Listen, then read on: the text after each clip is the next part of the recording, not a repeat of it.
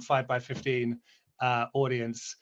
Yeah, I mean, it's quite an interesting time to kind of reflect on my writing and work, I guess, over more than a decade, because I've long believed, I mean, as Stacey said, I was the Moscow bureau chief between 2007 and 2011, that the regime of Vladimir Putin, now in power for more than 20 years, was not only domestically repressive, which we saw in the treatment of the Russian opposition, of human rights activists, of journalists, but it was also internationally dangerous and revisionist. And we've really had plenty of warning of what was going to happen in Ukraine. There have been multiple dark episodes, you might say, leading up to it, including, for example, the teapot murder in 2006 of Alexander Litvinenko in London with polonium, about which I wrote a book, A Very Expensive Poison.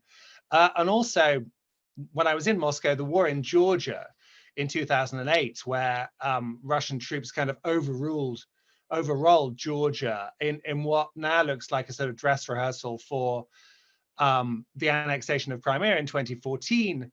And of course, the kind of full-blown invasion that we saw on February the 24th. And so I've been charting that, and I've also been trying to chart, especially in Shadow State, my most recent book, the sort of what you might call hybrid war, Russian hybrid war, and the attempt by the Putin regime to subvert and undermine Western democracies and our political processes. And the two biggest examples of those, both from 2016, were the covert support, sweeping and systematic, as Robert Mueller put it, for Donald Trump in America, and of course the kind of under the table push that the Russians gave Brexit, a story that both Boris Johnson and Theresa May were extremely reluctant to investigate. So basically, we had warning. We had warning of the nature of this regime. We had warning of the way Putin sees the world and exists in a parallel reality. And I was always convinced, actually, from, I would say, the autumn of last year, that we were moving towards some kind of crisis/invasion in Ukraine. And the context is this, is that Putin had spent 2 years extremely isolated. I mean, he's really reduced to spending time with a very small group of like-minded, ultra hawkish advisors. And what he produced in the pandemic was an essay published last summer on the Kremlin's website with a rather curious title. I think it was, The Historical Unity of Russia and Ukraine, where essentially he argued that Russia and Ukraine were one people and that Ukraine did not exist. This has long been his view, that it's a kind of sub-sovereign, not country, occupying lands which are what Putin called historical Russia. Now, I've read this. You don't need to read it, but I mean, there are two kind of clear takeaways which I think pointed us towards the war in Ukraine. One is this rather astonishing critique of Lenin, whose waxy body sits in Red Square in its mausoleum just around the corner from Vladimir Putin's office. Putin basically blames Lenin for creating modern Ukraine in 1924 and making it a socialist republic, and says that the communists were responsible for this fiction. And the other thing which made me think, look, he's really going to do it, was that Putin was essentially channeling in this essay classic Russian imperial thinking from the 19th century. It's almost as if he's playing at being Nicholas I, or Peter the Great, or Catherine the Great, and that Putin had convinced himself, possibly at a time when he's ill, we don't know, there's lots of speculation about his health, convinced himself that he had this sort of great, almost messianic religious task to unite Ukraine, unite the sort of lost brethren, Orthodox brethren of Ukraine with great Russia. And so I started going to Ukraine I mean, I've been there on and off for 15 years, but I made a trip, I made a film in December of last year. I went to the front line with just outside Donetsk, which has been held by Russian-backed separatists since 2014. I got shot at by a Russian sniper and went around these kind of First World War trenches where Ukrainian soldiers were facing off against their Russian adversaries. And then I went back in late January of this year, and I went to Mariupol, which is this port city on the Sea of Azov, vibrant, Ukrainian-controlled, European, with artists, with entrepreneurs, with great parks. And everyone I spoke to in Kiev said that the Mariupol would be the first target. And so I made another film, again on the front line with separatists. And there's one scene I keep thinking about. I can't get it out of my head, which was that on my last night there, in what turned out to be about 3 weeks before the invasion, I went to I had a restaurant in a kind of cellar tavern, and it was one of those sort of classic party scenes where the men were sitting very awkwardly, around a table, and the women were all kind of dancing with each other and having a great time. And when I look back at that scene, I mean, we now know between 15 and 20,000 people have been killed in Mariupol by Russian bombs and missiles and shelling and grads. And I just, almost like something out of a medieval woodcut, I see this figure of death kind of almost among the dancers, pulling them by the sleeve, because Mariupol is gone. I mean, it's just disappeared. It's been effaced from the map. And so I kept going to Kiev amid alarming briefings from the US and actually the UK intelligence community, who got the war in Iraq wrong, but who were saying pretty loudly in February that Vladimir Putin was going to invade. I mean, how he was going to do it, we didn't know.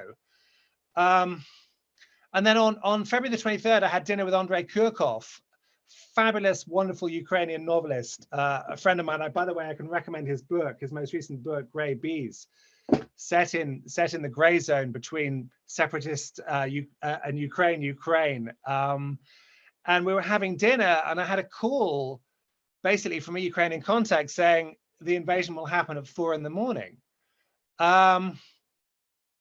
And so, we made grim jokes, went back to my hotel, and about half an hour later than scheduled, we hear the first explosions. And somehow, there is a gap between knowing something, probably will happen from an analytical perspective, and the horror of war engulfing everything. And for me, it became real a couple of hours later, where I was sitting in the bomb shelter with plenty of other journalists, and this Ukrainian family wandered in. It was 6 in the morning from the street, and these little bleary-eyed kids sat on 2 big hotel chairs, and they were sort of doing their coloring books.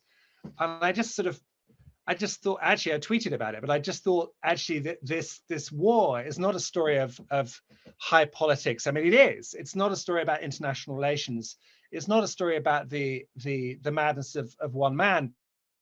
Preeminently, it's a story about civilians, about families, about separation, about shelling, about death, or about maiming. It's a human tragedy. It's the biggest war on the European continent for 80 years.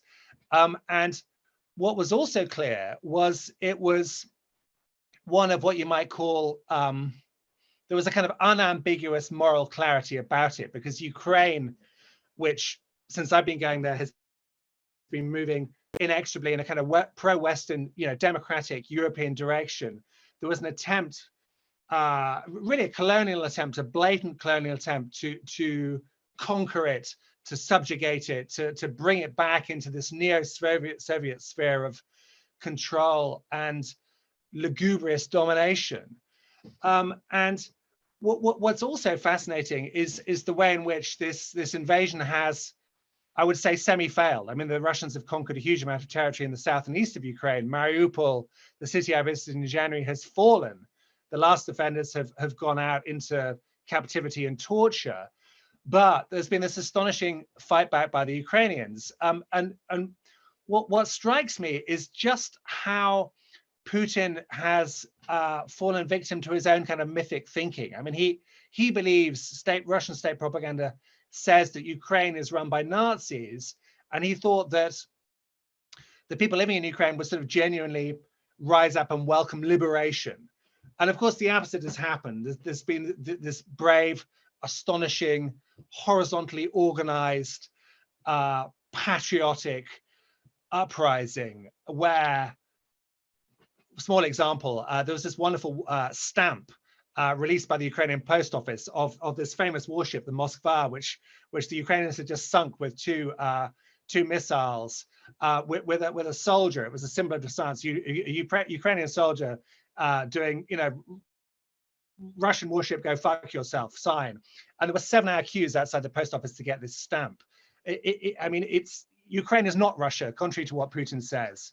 And we now see in the east of the country, in the Donbass, which Putin says he wants to conquer, we see a heroic attempt to hang on to territory and to fight back. And meanwhile, on my last trip, I'm going back to Ukraine in a couple of days for another kind of reporting assignment, but I did a couple of extraordinary trips to the areas which were occupied by Russian soldiers for over a month, to Bucha, to Gostomel, to Irpin, to Borodyanka, also up to Chernobyl. And it was just a hellscape of blown out Russian tanks with Zs, but also actually with Vs and Os. In the north, they were marked with Vs and Os. A story of imperial hubris, but also of astonishing sort of cruelty and barbarism. Basically, what happened in Bucha was that the Russians swept in and they carried out what was called a zachistка, which is a sweep operation. And they went from house to house. And I keep thinking about this. I told the story of one 26-year-old guy, and I'll name him. It's important to name people. He's called Volodymyr Chernyshenko. And he had taken photos of a wiped out column, Russian armored column in Bucha, sent them to a girl he knew. And these Russian soldiers knocked on the door and they confiscated his phone. And they found the images and they said to him, "Ty idешь с nami," using the informal T form in Russian. They said, "You're coming with us." And they took him to a kind of house down the road. His aunt, who told me the story, shinned up an apple tree and watched him being interrogated. They'd broken his arm. He was all bloody. He was crying. He was sobbing. And they were saying, "Where are the Nazis? Where are the Nazis?" He was saying, "I don't know where the Nazis are. I don't know anything." And they took him away. And they told his mother that he would be returned after the war and that everything would be well. And then eventually they chaotically retreated in this kind of Mad Max convoy when Putin decided to give up his attempts to capture Kiev. And they found his body just around the corner, about 150 meters away, in a cellar. I went into it. And there was a bloodstained mattress. There was a smell of death, which I knew from previous reporting stints. And he was buried in a shallow grave. There are shallow graves all over Ukraine. I got a list today of Mariupol. 1,164 people buried in improvised graves. There are in Bucha and elsewhere, there are numerous stories of execution of people being kept and killed. It is. I've done the war in Iraq and Afghanistan. I've been in Syria. I've been in Georgia. I've done a lot of conflict reporting. This is the worst I've seen. And I would just say, by way of closing, that I mean, this war has shaken up our international politics. It was Lenin who said there are decades where nothing happens and there are weeks where everything happens. These have been weeks in which everything has happened. I mean, the Germans have abandoned pacifism. The Swedes and the Finns are joining NATO. The UK has shed some of its sort of post-Brexit estrangement from its continental neighbors. The US has found a role under Joe Biden, is providing $48 billion in equipment and aid, which may yet turn the war in Ukraine's favor, to this beleaguered country of 45 million people. But we have a situation of a grinding war where this massive lethal force unleashed by Russia may yet prevail, as it did in the Second World War, at huge costs in terms of men and material, as it did in the Finnish War. And this kind of mighty bear may tear more chunks out of Ukraine. We just have to wait and see. But it's the most important foreign story of our times. It's the biggest human tragedy. It's the largest refugee crisis since the Second World War. And I'm just grateful to you, 5 by 15 viewers, for your support, for your passion, and for your interest in it. Keep up. It's going to be a long conflict. And Slava Ukraine.